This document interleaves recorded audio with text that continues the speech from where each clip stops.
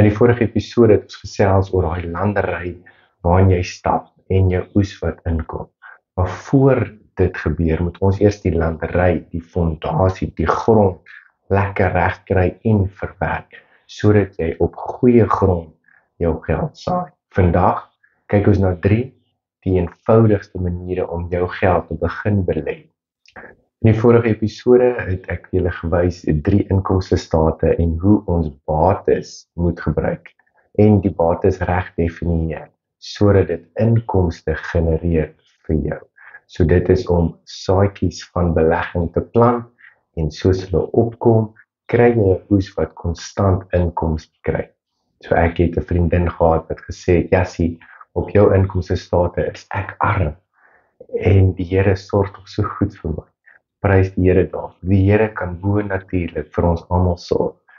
Ons gesels net hier op 100voudig oor rentmeesterskap en hoe ons modelle kan gebruik om te verseker dat ons soos daai diensknegte is waar die Here 5 talente vir ons gegee het en as hy terugkom kan hy sê, wat het jy daarmee gemaak? Dat kan ons vir hom wys, ons het 10 talente gewoeker vol. Vandag se skrifgedeelte het my baie opgewonde. Kom ons lees wat sê Prediker 11. Werp jou brood uit op die water, want na verloop van baie dae sal jy dit vind. Gee 'n deel aan 7, ja, ook aan 8, want jy weet nie watter onheil daar op die aarde sal wees nie. So dis 'n vreemde konsep om jou brood op die water te gooi. As die riviere vloei soos nou en vloed en jy gooi 'n brood op die water, is dit nou weg. So vir beleggingsadvies klink dit nie baie goed nie. Maar ek dink wat Prediker hier wou gesê het, al lyk die belegging ook dalk so vreemd, soos om brood in die water te gooi, wat jy onseker is of jy dit gaan terugkry of nie. Doen dit met vertroue. Hy sê vertrou maar die proses. Al is dit vir jou vreemd of snaaks en al is jy bekommernis dat daar risiko is, werk dit op die water. Want na baie dae sal jy dit dalk weer terug ontvang. Die tweede gedeelte van hierdie vers wys ook dat ons moet divers wees in ons beleggingsopsies. Laat ons nie al ons eiers, soos wat hulle sê, in een mandjie sit nie, maar laat ons seker maak dat ons 'n paar verskyn het. Die skrif sê 7 of 8, want jy weet nie wat se een gaan werk en wat se een gaan val. Jy weet ook nie wat se moeilikheid na die land gaan kom. So eerstens, moenie bekommerd wees om riskant te wees nie. Vat daai kans met 'n belegging, maar maak seker jy sit dit op verskillende plekke sodat jou risiko ook versprei kan word, maar jou opbrengs ook van menige plekke kan kom. Ek lees vir ons Prediker 11 net uit die boodskap uit, want dit sê dit vir my net baie mooi.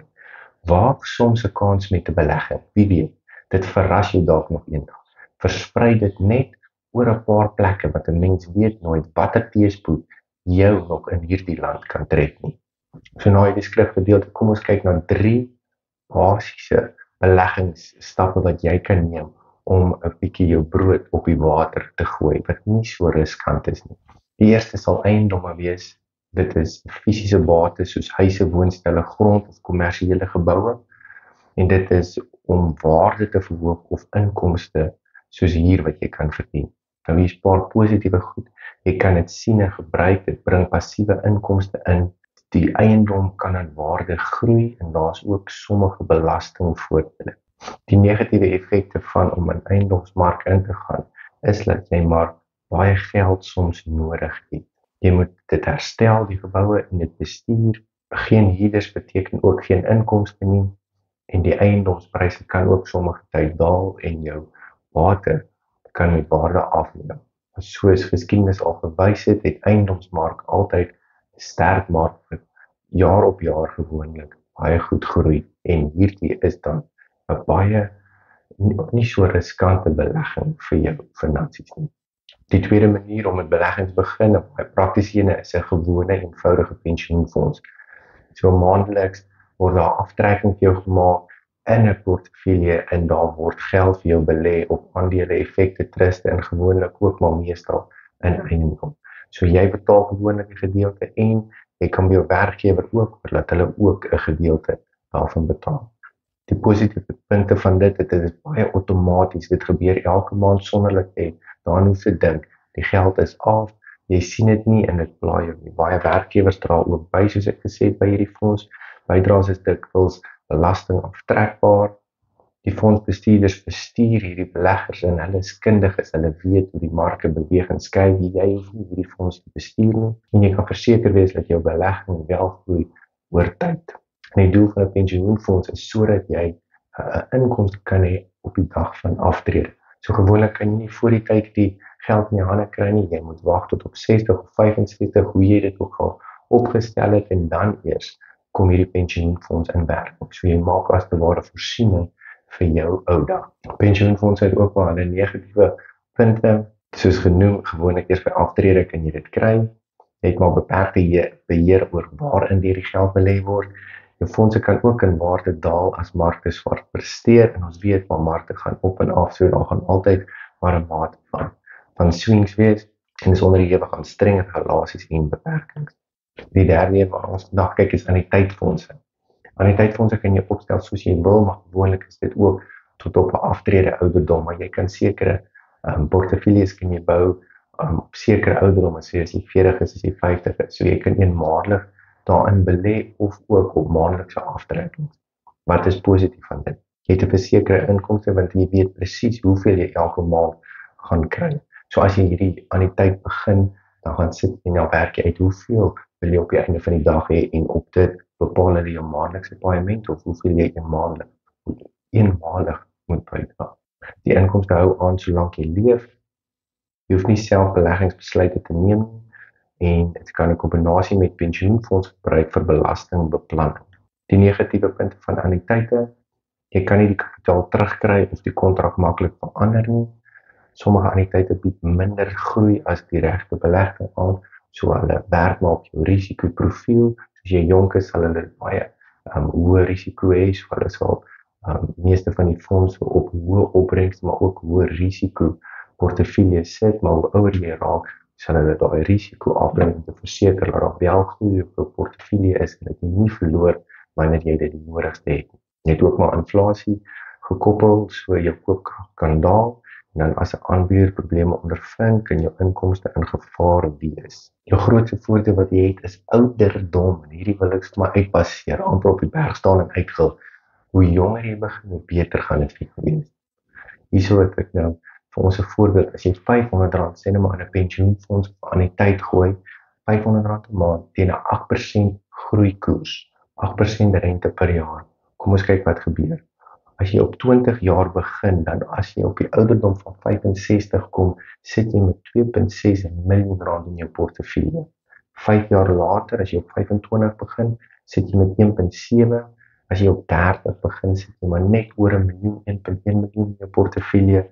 Op 35 sit jy op 745.000 portefeulje en op 40 as jy eers begin om elke maand R500 weg te sit vir jou pensioen of anniteit op 8% rente, dan kry jy minstens nie 500.000 op 65 nie.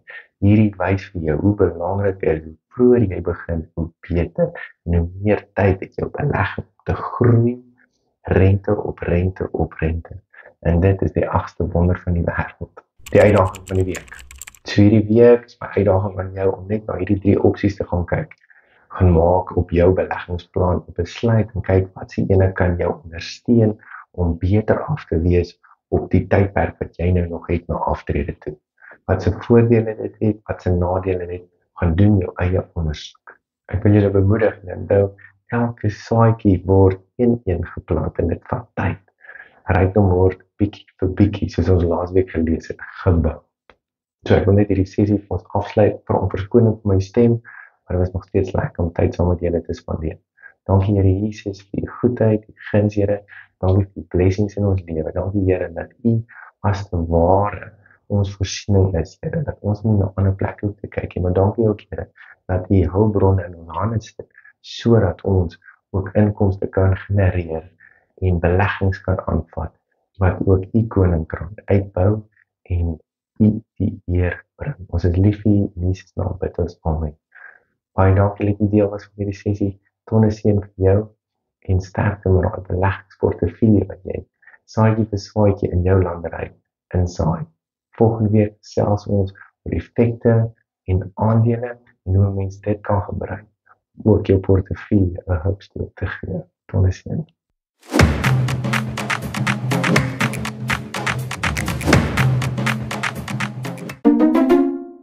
Vandag se skrifgedeelte hou ek baie van.